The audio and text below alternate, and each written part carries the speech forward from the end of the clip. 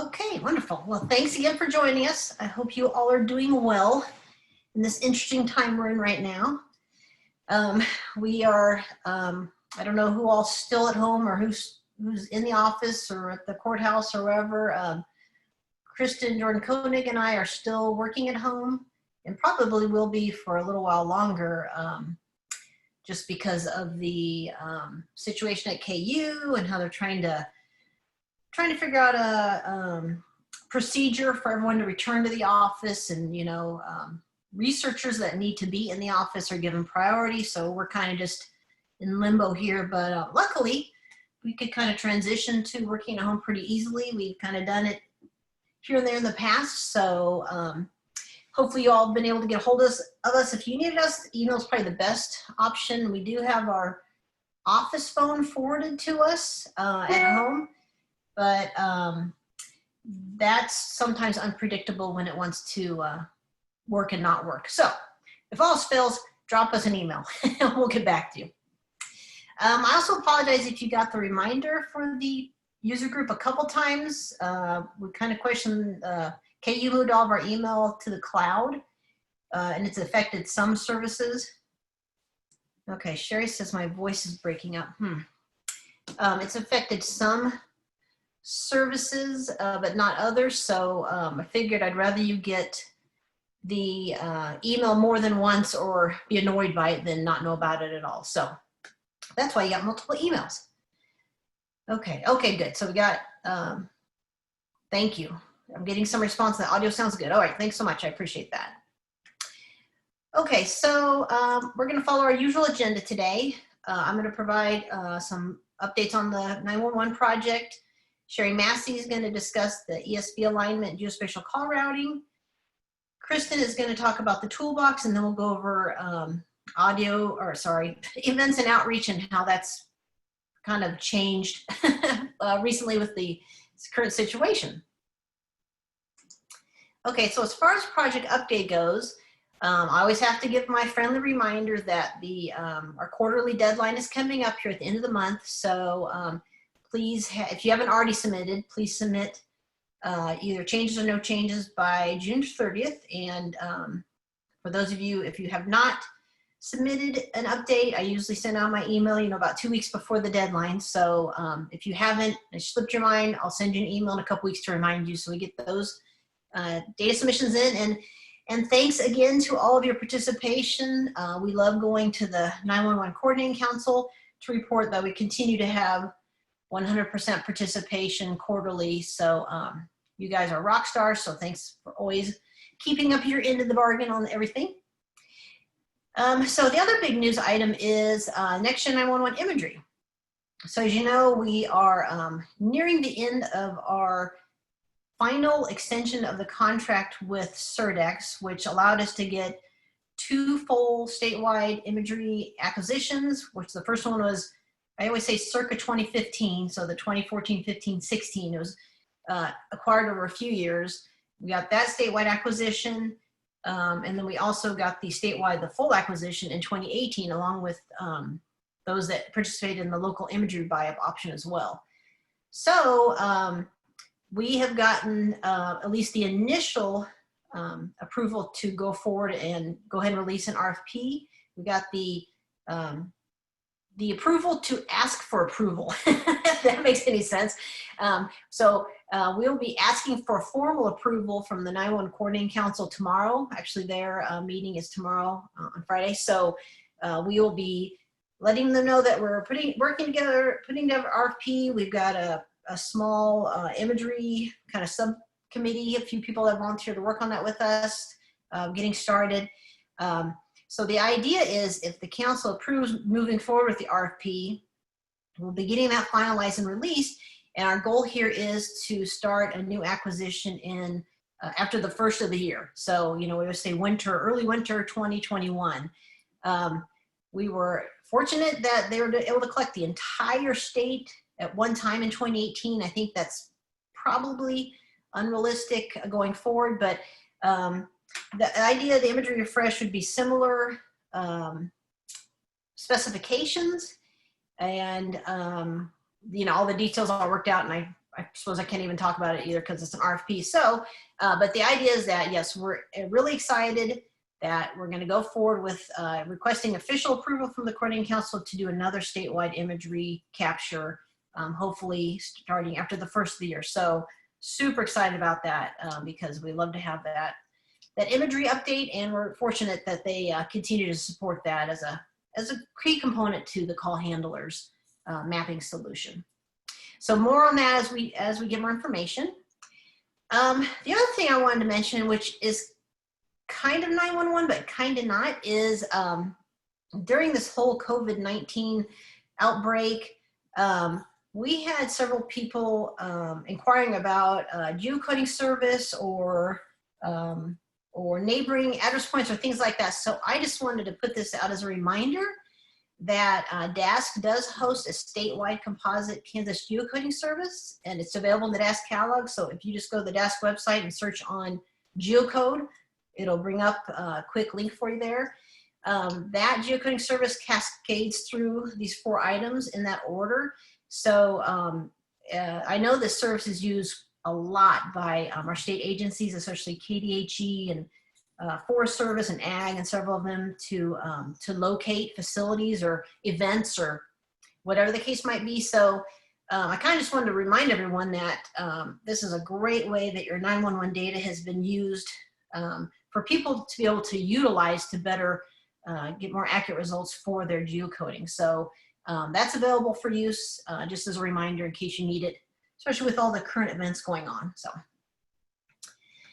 okay. See, so the next slide I want to talk about. So I've kind of told you about this the last, I think, couple of calls. We are in the middle of migrating over from the current call handling map software, which is called Vesta Locate. We're upgrading to a cloud-based mapping software, which is called Radius Plus. The name of the company that creates Radius Plus is called Rapid Deploy. So that's why it's Rapid Deploy's Radius Plus. I kind of went into detail about this last call, but I kind of want to just do a quick reminder because it's still so new, and some of you maybe weren't able to join the last call.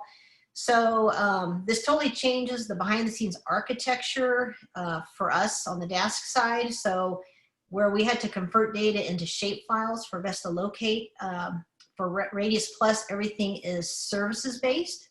So we host map services, image services, and a custom web map we've created using all the authoritative data that you submit.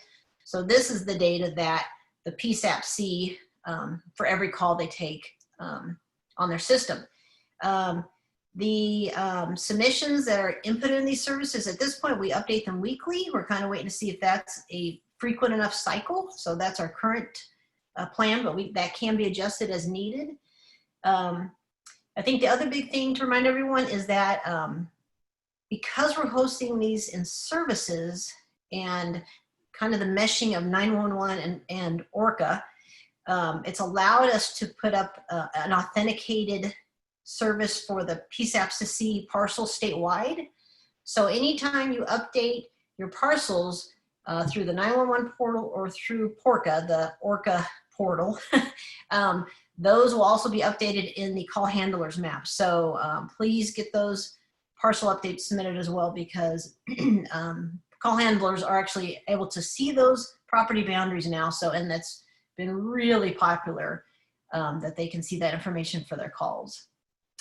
Another thing regarding the kind of data we're providing to the call handlers is a lot of them asked if we could get utility contact information. So we reached out to KCC, and Wayne Page had actually had a statewide electric service boundary that contained contact names and numbers for these companies. So so that's great. So we're able to add that to the call handlers map.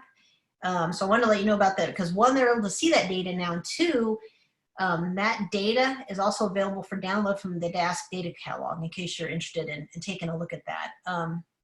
The only caveat there is the contact name and number is stripped out of the public domain data on the DASC data catalog, and that was by KCC's request, which makes sense because it's got some sensitive information. So if you're looking for more than that or want to check what you have against what we have, contact me or Kristen, and I'm sure we can arrange something. So if you want to just do some data review on your own, we can work that out with you.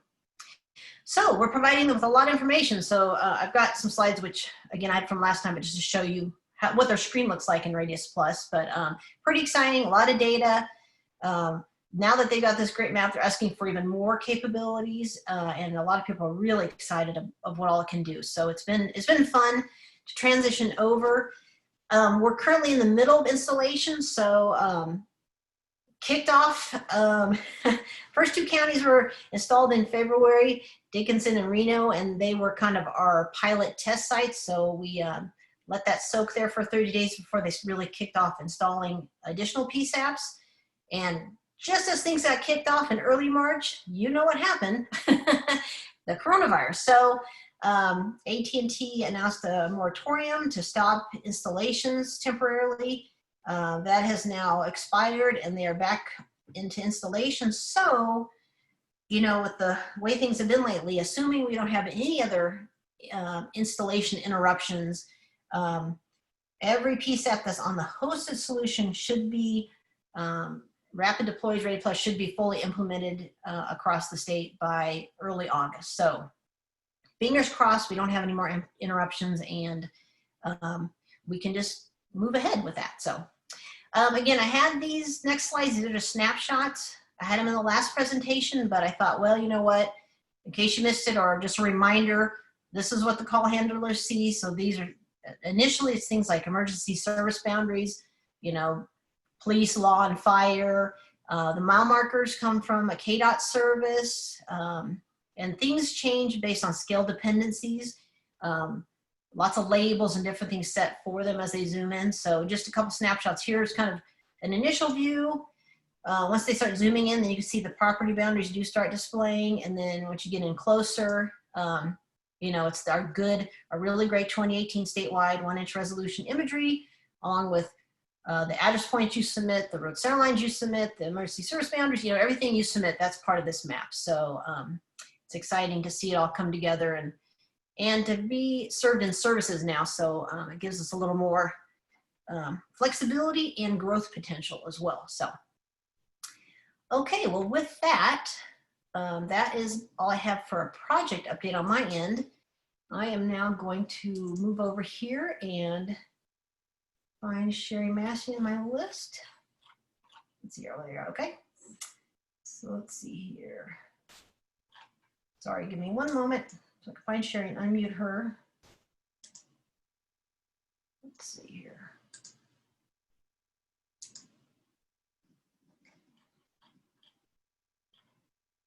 For some reason it's not letting me unmute you. That's odd. Sorry guys, let me get this going here. Well, it won't let me unmute you, Sherry, so I'm gonna make you co-host.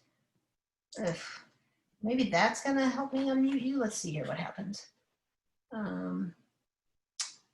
Okay.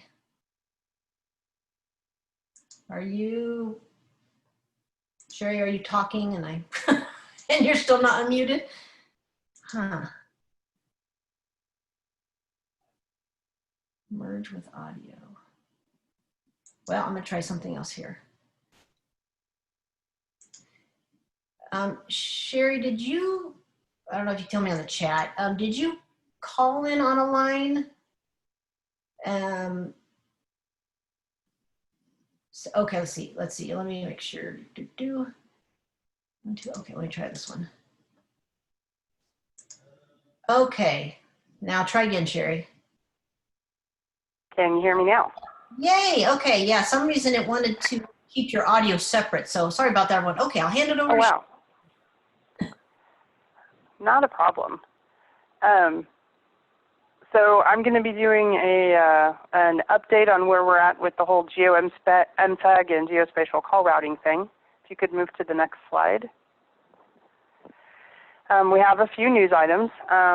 This one, the top one is a repeat from the last time, but just kind of a reminder that all PSAPs on the hosted solution have been converted to GeoMSAGs now. So this is just to let everybody know, if your 911 center is using the phone system the Coordinating Council offers, that you have what is branded a GeoMSAG and not just a regular MSAG, the difference being that one of them is only updated by GIS data. And so that's, like I said, everybody on the hosted solution. Like Eileen said, geospatial call routing, actually she talked about rapid deploy. When they're doing rapid deploy, they are also converting the PSAP to full geospatial call routing. And what that means from a GIS perspective is it means your GIS data is being used to actually route the call. The call routing, once the PSAP makes that transition, happens by a point and polygon selection. The coordinate of the address of the telephone is used to select the PSAP that the call is going to be going to.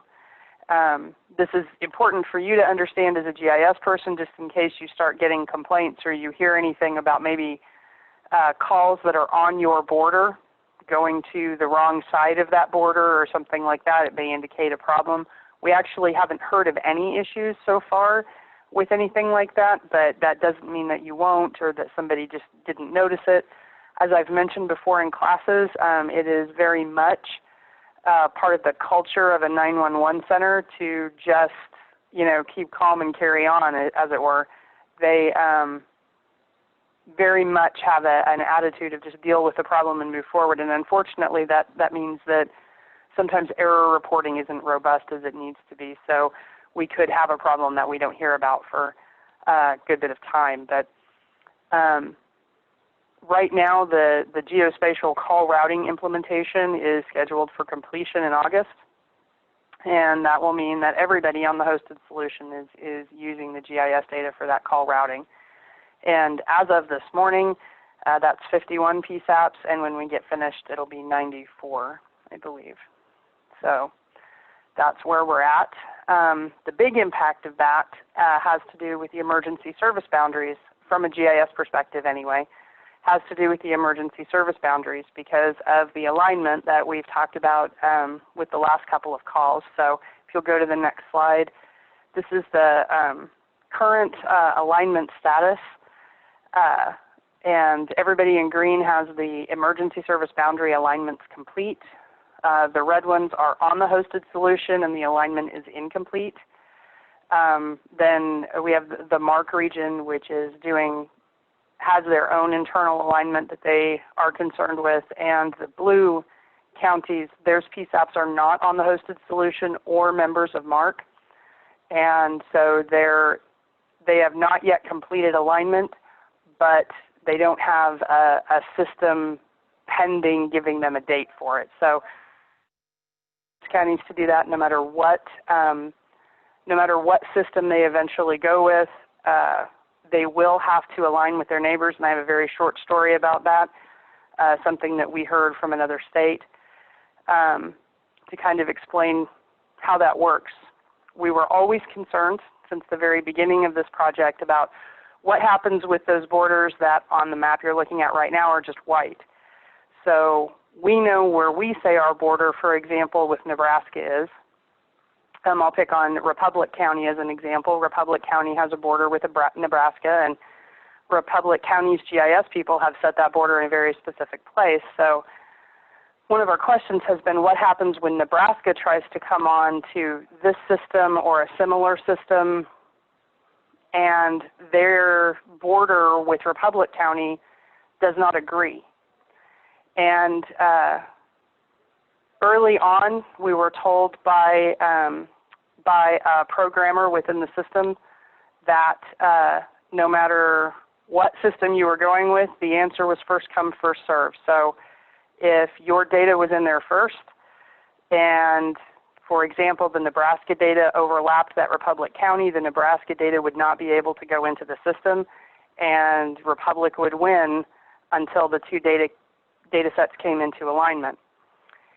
But that was always a theory, and we've had some communication with other states that are looking at either statewide projects or something similar, and one of them borders a PSAP, a single PSAP in a separate state that has already moved to an EZInet, and they found out pretty quickly that their data could not go into the system because that other PSAP was in the way.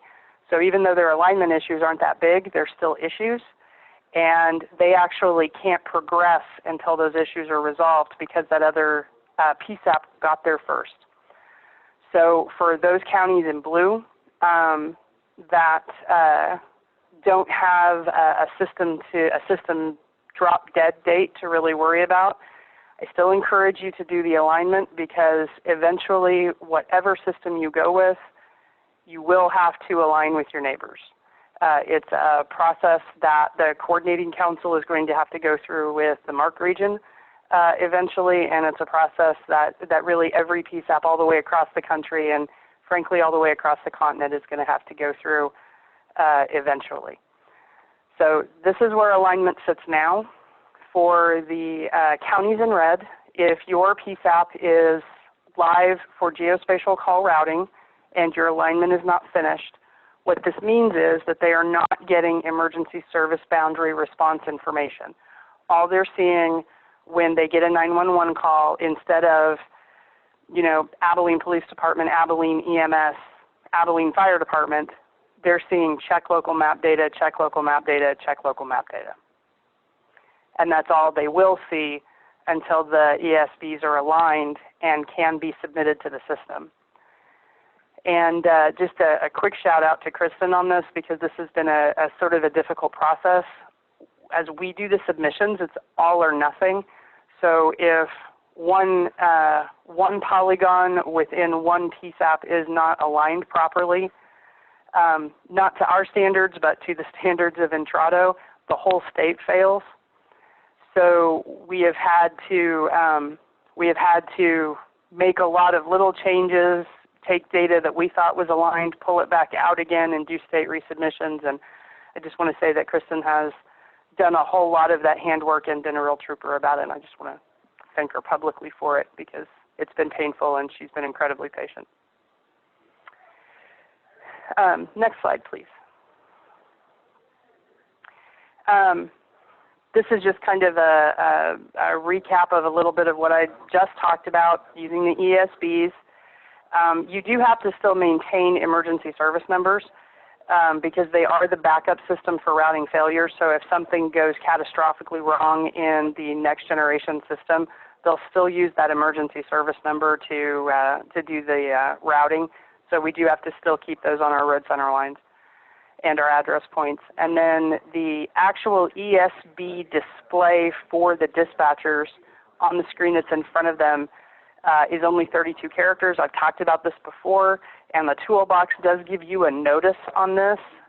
It doesn't fail, and what we have discovered is if you do have the full 60 characters in there, the dispatchers still get information. They just only see the first 32 of those characters.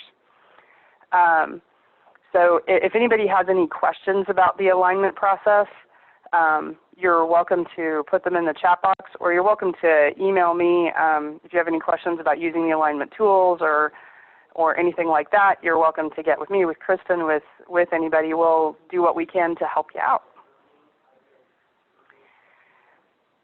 And I believe I had one more. Yes. So this is about the GeoMSAG, and just as a reminder, I've talked about this quite a bit, but getting data in there takes a bit. And I wanted to kind of explain to you guys, again, how it happens and kind of how the timing has been working out. And that is that if a phone company calls you or sends you an email or contacts the PSAP and says, hey, I'm trying to put a phone number against address, 204 Southeast Railway Street, and it just won't go, and you need to make a change. And you go into your GIS data and say, oh yeah, I do need to extend the range. It doesn't go all the way to 204, and I need to do that. You make the change, and you submit the change to the portal. All of the data that has been submitted in the portal in the last 7 days is submitted to Intrado on Tuesdays. So if you do a submission on Wednesday, it's going to be 6 days before we submit it again, unless you tell us otherwise. We're more than happy to do a submission whenever you need us to. We understand that this can be much quicker and much and be a strong need or a fast need, but you just have to ask us to do that. If nobody communicates with us about it, then it is going to be the next Tuesday that we submit it to Entrado. We submit it through a program called EGDMS, and once EGDMS processes through it, which just takes a few hours, then it takes between 1 and 4 business days for it actually to show up inside the GOMSAG. They have been hoping to get that down to a 1 to 2 day, but we seem like every time we take 2 steps forward, we take 3 steps back on that. Most of them actually go in very quickly. They go in just within 1 business day, but it always seems to be there are some stragglers. The system doesn't interpret the way that lets them go in pretty easily. So it's always possible that it could take that longer 4 days for something to get in the system, and that is before it is available for that phone company to use. So if you add all of that time up, what you end up with is kind of grouchy phone companies. So we've been communicating with them, trying to set expectations and trying to explain that. We've been working with AT&T and Entrado about trying to cut down on the timing of the system. And like I said, if you communicate with us that you need something in quickly, we can do a submission whenever your stuff processes through the portal. We just need to know that. We are working to quicken up every aspect of this, but some of it is just beyond our control. So I wanted to make sure that you guys understood that. And if you have any questions or any concerns about it, let me know. And also, if you believe that there is something in your GIS data that the phone company is telling you is not in the system, make sure you communicate with me. They did a sort of true up between the GIS data and the MSAG some time back, but that doesn't necessarily mean that something new hasn't been introduced. So make sure you communicate. We haven't had very many problems, especially since they did that true up, but if you're sure it's in your data, let me know, and we'll find out what happened. So I believe that is it for the moment. And I don't actually have a slide for it, but have a couple of things to say about training. So if you're bringing training up later, Eileen, I can pop back on then, or I can go over it now. I do have my final slide, well, almost final slide is about outreach training. So if it's okay with you, I'll just unmute you then and we can cover it all at that time. Sounds good. Okay, thank you, Sherry. Okay, now hopefully I don't have as much problem unmuting Kristen because it's her slide is next. So let me find her real quick here. This is great. We had a good turnout. I guess my multiple emails did the trick. Oops. Okay, Kristen, are you? Hello, can you hear me? Yeah, there we go. Okay, wonderful. All right, let me switch over to your slide here. Okay. So, greetings, live long and prosper. I suppose this is how we can greet all each other now. Fine by me. So, I think we can go to the next slide. Don't have a whole lot to update on the toolbox. The last version was published in April 2020. And not a whole lot of updates to the core validation portions of the toolbox. A lot of those tools are pretty stationary at this point in time. I did add some additional error trapping in case something does crash. It won't completely derail everything. It'll give you a nicer error message. We did do a PSAP boundary update so that for ESB alignments and such, just wanted to make sure that for any PSAPs that we did update, and we did update a few who wanted some corner shifted or this or that, all the ESBs are being updated against a common PSAP statewide. So that was updated, and we might have some of the more of those updates in the future. Let's see, I think we can go to the next slide. And for future things with the toolbox, if you haven't gotten your ESB alignment done, please do it soon. Good to get that done and just move on with life. And Again, might occasionally have some PSAP boundary changes in the future to incorporate, but otherwise, toolbox stuff just keeps on going and we don't have a lot of edits. If you have any questions or run into any issues, certainly let me know. And that's about it. Not much of an update, but there it is. I think sometimes it's good when it doesn't have to be a major update. It's like no news is good news sometimes. So that's great. Okay, thank you, Kristen. I'm watching. I don't see any questions at this time, so we'll go on to really just my last couple slides. This slide, I wanted to go over some events and outreach that have been going on, some canceled events, and then I'll bring Sherry in to talk more about our next steps for training. So just so you know, we regularly are contact and talk to not only surrounding states, but other states about what we're doing with 911. So I was just kind of going through my list recently of folks we've talked to, and it's usually some sort of combination of Ken, Sherry, and I having discussions with these groups. So we have recently talked to Oklahoma, Tennessee, North Central Texas PSAP, and we had a meeting scheduled with Arkansas that got postponed that I'm sure will get rescheduled here. So this has been pretty exciting. We joke that we're kind of on the bleeding edge with this whole thing. And we've learned a lot, so it's great to talk to everyone to see how they're doing things, and what we can learn from each other, what we can borrow from each other, and how we can collaborate, especially with those borders, that alignment coming up long term. So just to let you know, this is kind of, I don't know if this is a complete list, but these are the ones I just thought of recently that we've had discussions with and do regularly communicate with. So we really like that outreach. Okay, I'm going to unmute Sherry. So I know this is kind of depressing, but I just listed all the canceled events. Of course, the spring APCO conference was canceled. I just got an announcement yesterday that MAGIC, the Mid-America GIS Consortium conference for 2020, was originally scheduled for April, got moved to August, and it was officially canceled yesterday.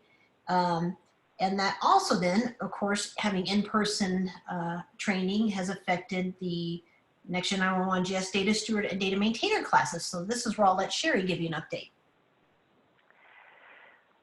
So it was always our hope to be able to put this material online somehow to make it more convenient for people so they didn't have to trundle off to class.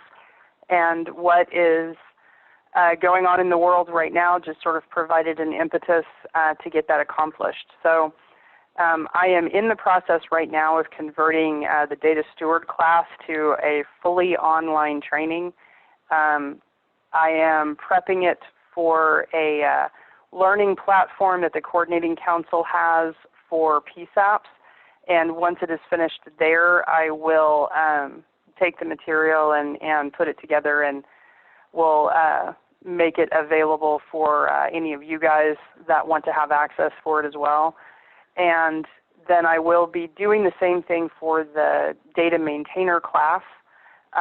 But this year, my intention is to put together just a sort of an update webinar, and I want to focus most on questions for that. So I have received quite a few questions over the last year from people, and I'm going to focus on those things, but I am also going to send out an email here shortly. I'm hoping still to put it together this week to all of our data maintainers, asking if there's anything that they would like me to discuss in that webinar.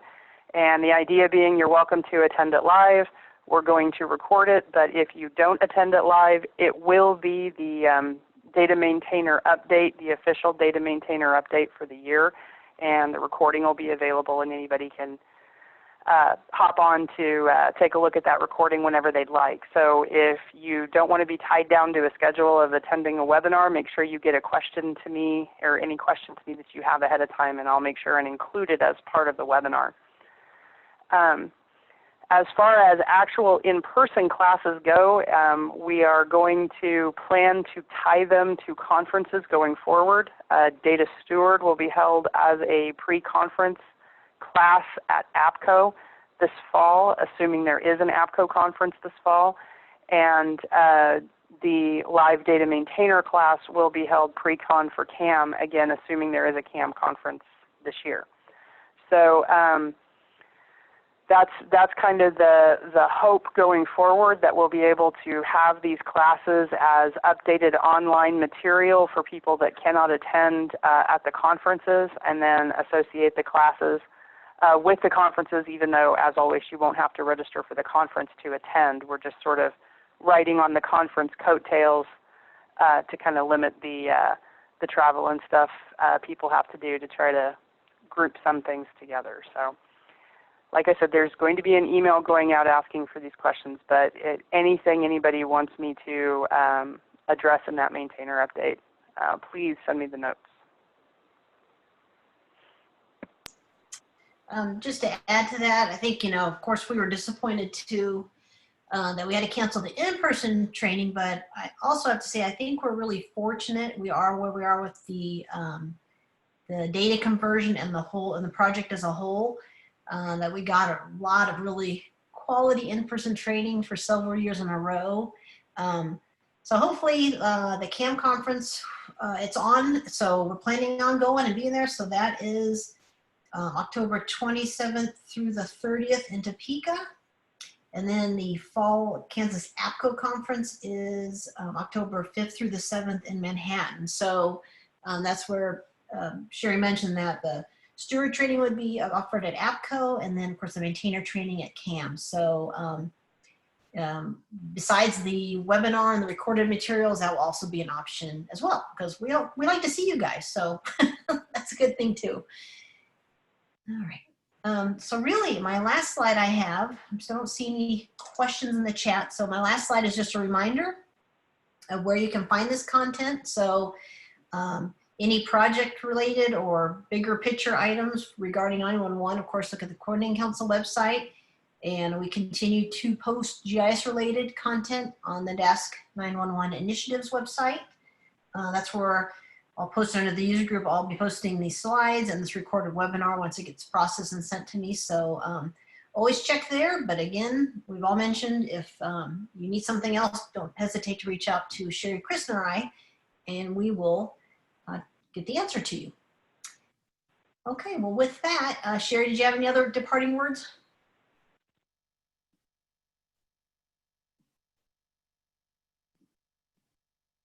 Okay, hearing none. All right, well that wraps up our webinar today. So thank you again everyone for joining us. Sorry if you, like I said, received multiple emails, but we're glad you could join us, and reach out if you need anything. And I hope everyone takes care and is doing well. Thanks everyone. Bye-bye.